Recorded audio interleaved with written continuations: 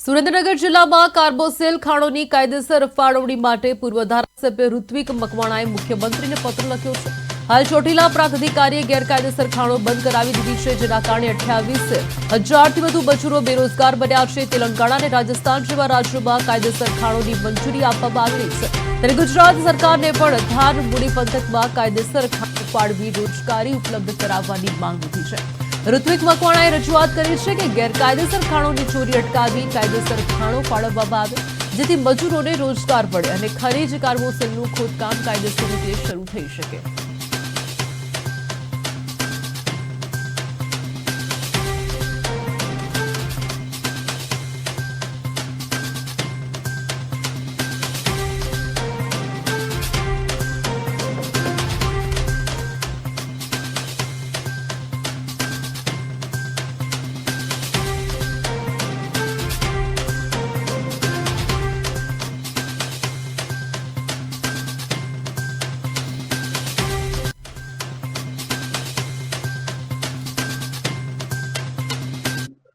Mining થાય છે।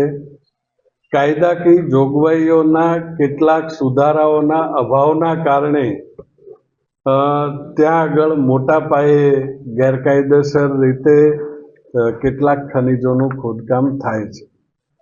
અમે આજે મુખ્યમંત્રીશ્રીને કાયદાકીય જોગવાઈઓના કેટલાક ફેરફાર અથવા કેટલાક ઉમેરાના કારણે આ ઉદ્યોગ છે એને કાયદાકીય સ્વરૂપ આપવામાં આવે તો ઇલીગલ માઇનિંગ કોઈએ કરવું ન પડે।